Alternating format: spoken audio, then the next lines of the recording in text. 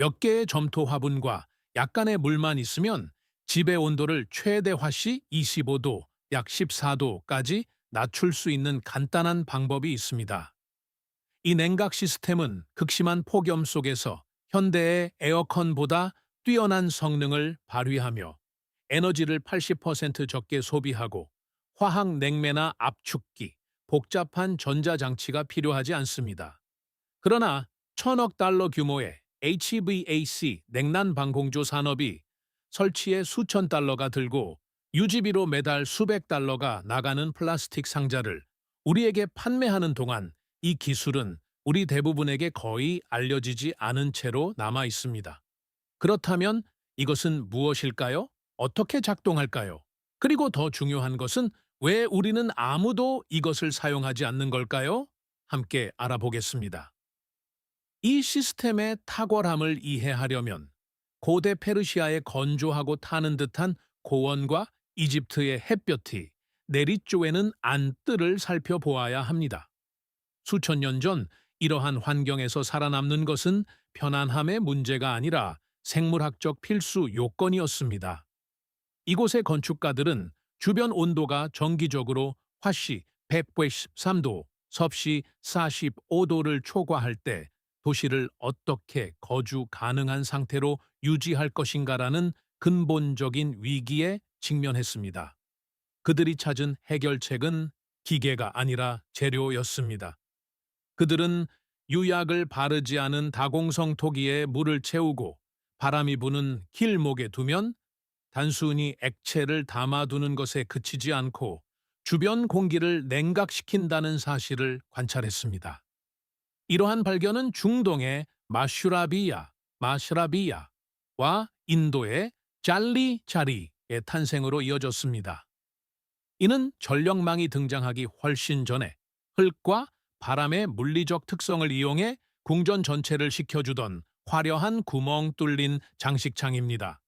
기원전 400년경 페르시아인들은 이 원리를 하늘로 56피트, 약 18미터나 솟아오른 거대한 진흙 벽돌 도민 야흐찰, 야케이찰로 확장했습니다.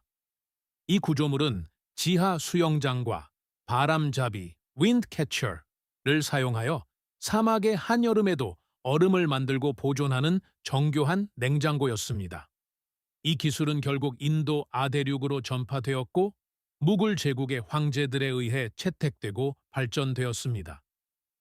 16세기와 17세기에 무굴 제국은 물의 집인 압다르카나와 얼음의 집인 바르프카나를 설계했습니다. 이것들은 단순한 저장실이 아니라 사암 수조와 단열된 지하실을 사용하는 능동적인 열 시스템이었습니다. 악바르 황제는 히말라야에서 델리 평원으로 얼음을 운반하기 위해 대규모 릴레이 시스템을 조직한 것으로 유명하지만 테라코타와 흙의 온도를 얼마나 효과적으로 조절할 수 있는지 증명한 것은 얕은 얼음판과 짚을 깐 구덩이를 사용한 가정 내 생산이었습니다. 이러한 역사적 선례들은 진흙과 물을 이용한 냉각이 새롭거나 대안적인 혁신이 아님을 확립합니다. 이는 20세기 화학 냉매의 등장으로 인해 체계적으로 소외되었던 회복력 있는 기술적 유산의 재발견입니다. 이 잃어버린 지식의 현대적 부활은 2017년 벌집 모양의 테라코타 쿨러의 발명과 함께 찾아왔습니다. 뉴델리의 건축가 시리프라프는 거대한 발전기에서 나오는 배기가스가 기존 에어컨으로는 감당할 수 없는 섭씨 50도의 열섬을 만들고 있던 지역 전자 공장에서 위기에 직면했습니다. 그는 가능한 가장 작은 공간에서 표면적을 극대화하는 고대의 벌집 기하학적 구조를 전통적인 점토 공예와 결합하여 현대의 산업적 문제를 해결할 수 있다는 것을 깨달았습니다. 벌집 쿨러는 단 하나의 물리학 법칙 덕분에 작동합니다. 물이 증발할 때 액체에서 기체로 변하기 위해서는 열을 소비해야 합니다. 이 시스템에서는 그 열을 공기에서 직접 빼앗습니다. 이것이 바로 증발 냉각, evaporative cooling 이라고 알려진 현상입니다. 이것이 어떻게 일어나는지 이해하려면 점토 자체를 살펴보아야 합니다. 유약을 바르지 않은 테라코타는 수백만 개의 미세한 통로로 가득 찬 다공성 물질입니다. 쌓아 올린 점토에 물을 적시면 이 통로들이 작은 파이프 네트워크처럼 작용하여 저장소에서 물을 끌어올려 모든 표면이 포화될 때까지 점토 전체로 이동시킵니다. 이를 모세관 현상이라고 하며 쿨러가 항상 얇고 일정한 수분막으로 덮여 있도록 보장합니다. 벌집 모양의 기하학적 구조는 이것을 단순한 젖은 화분에서 고성능 냉각 엔진으로 탈바꿈시키는 요소입니다. 단순히 평평하게 젖은 벽을 사용한다면 공기는 열을 많이 잃지 않고 표면에서 튕겨 나갈 것입니다. 하지만 수백 개의 테라코타 튜브를 벌집 모양으로 쌓아 올리면 매우 좁은 공간에 엄청난 양의 표면적을 만들 수 있습니다. 뜨거운 외부 공기가 이 튜브 안으로 빨려 들어갈 때 원형 구조는 공기를 강하게 회전하도록 만듭니다. 이러한 난기류는 공기의 모든 분자가 점토의 젖은 벽에 부딪히도록 강제합니다. 충돌하는 순간 점토 표면의 물은 공기로부터 열에너지를 빼앗아 자체 증발의 연료로 사용합니다. 하지만 이 디자인이 활용하는 또 다른 영리한 현상이 있는데 바로 벤투리 효과, 벤투리 에펙트입니다. 공기가 좁은 구멍으로 압착되기 때문에 속도가 증가합니다. 이렇게 더 빠르게 움직이는 공기는 물을 훨씬 더 빨리 증발시키고 이는 결과적으로 공기의 온도를 더욱 떨어뜨립니다. 공기가 점토 더미의 반대편에 도달할 때쯤이면 열을 빼앗긴 상태가 되어 외부 환경보다 최대 화씨 27도, 약 15도, 더 차가운 밀도 높고 서늘한 산들바람이 되어 방 안으로 들어옵니다. 그리고 노이다의 그 전자 공장에서 이 점토 더미는 전통적인 기계식 냉각 장치가 할 수 없었던 일을 해냈습니다. 타는 듯한 화씨, 122도, 섭씨 50도의 온도를 견딜 만한 화씨, 97도, 섭씨 36도 다로 떨어뜨렸습니다. 하지만 이 시스템의 성공은 단순히 온도계로만 측정되는 것이 아닙니다. 공기에서 수분을 빼앗아 건조하고 탁한 느낌을 남기는 일반 에어컨과 달리 벌집 쿨러는 공기를 걸러내고 자연스럽고 부드러운 습도를 더해줍니다. 이 과정은 마른 흙에 비가 내릴 때 나는 특유의 흙내음인 페트리코 페트리초어라는 현상을 만들어냅니다. 그리고 이것은 단순히 기분 좋은 부수적 효과가 아니라 인간의 뇌에 미치는 심리적 영향이 문서로 입증되어 있습니다. 페트리코 냄새를 맡으면 우리가 느끼는 열에 대한 인식이 벽에 달린 센서가 나타내는 것보다 훨씬 더 떨어져 플라스틱 화학 장치로는 모방할 수 없는 깊은 안도감을 제공합니다. 노이다 프로젝트의 에너지 데이터는 이 효율성의 진정한 규모를 보여주었습니다. 그 정도 크기의 산업 공간을 냉각하려면 기존의 기계식 에어컨 시스템은 엄청난 양의 전력을 소비했을 것입니다. 그러나 벌집 시스템은 에너지 소비를 80%나 줄이면서 동일한 작업을 수행했습니다. 전체 설비는 시간당 0.63 단위 미만의 에너지로 가동되었습니다.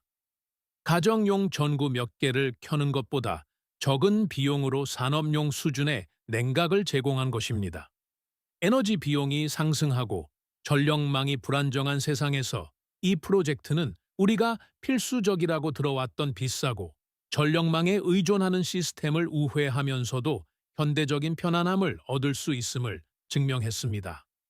하지만 이 기술이 그렇게 훌륭하다면 왜 미국의 모든 가정에서 표준으로 사용되지 않는 걸까요?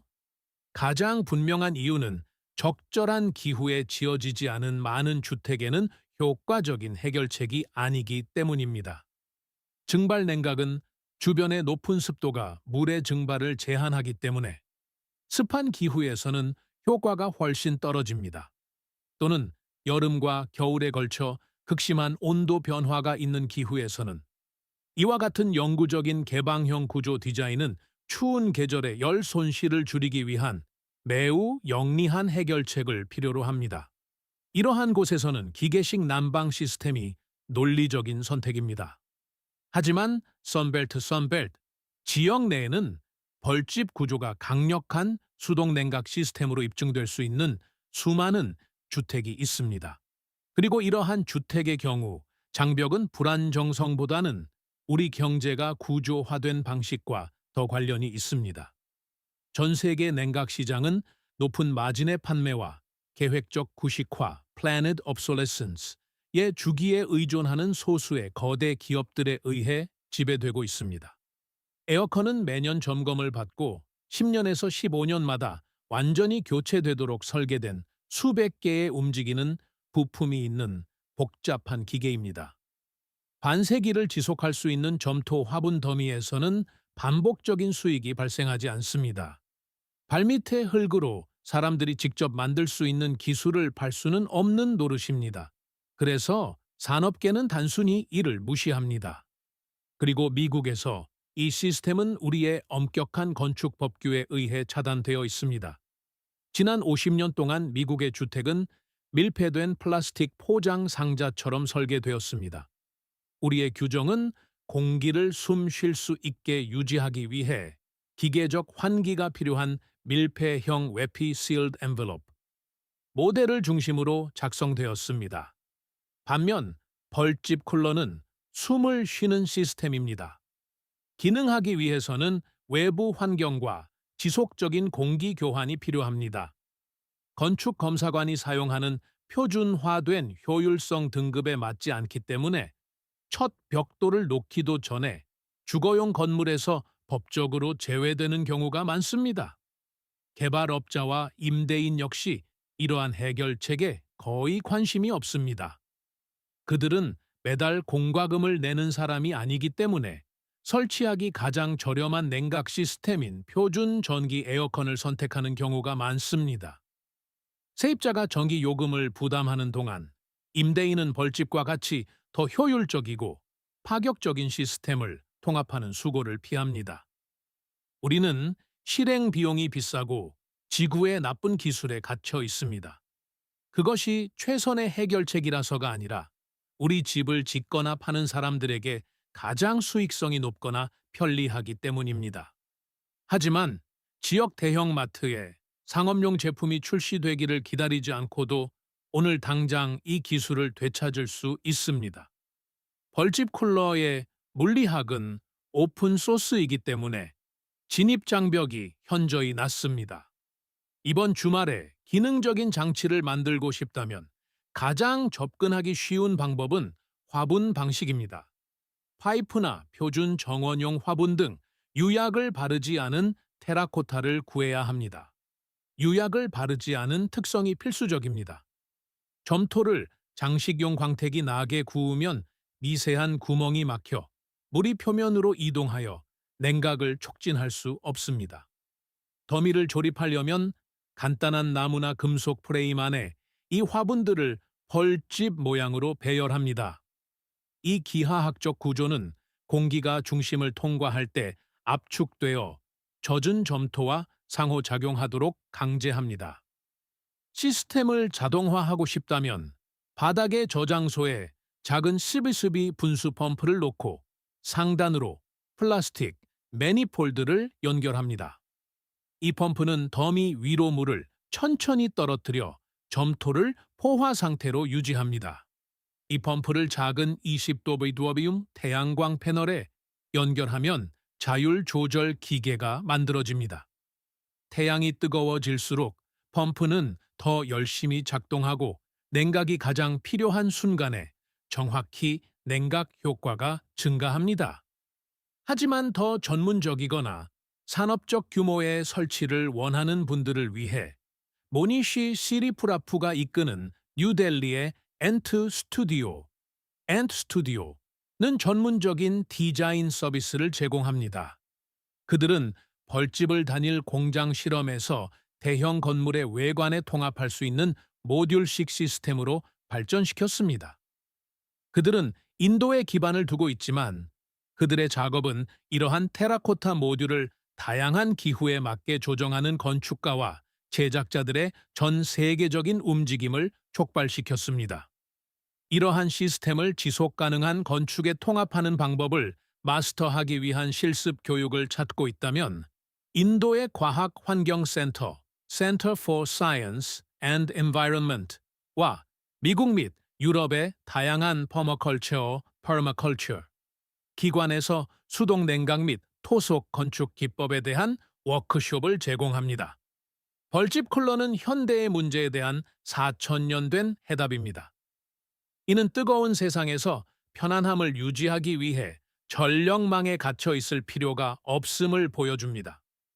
다공성 점토를 통해 물이 이동하며 열을 흡수하는 방식을 사용하면 정원용 화분 몇 개와 작은 태양광 펌프의 가격만으로 집을 시원하게 만들 수 있습니다.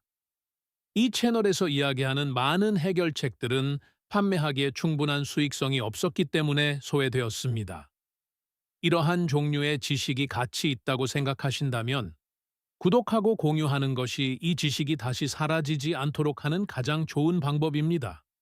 이 이야기가 발밑에 평범한 흙을 바라보는 방식을 바꾸었다면 채널을 구독하고 좋아요를 눌러주세요.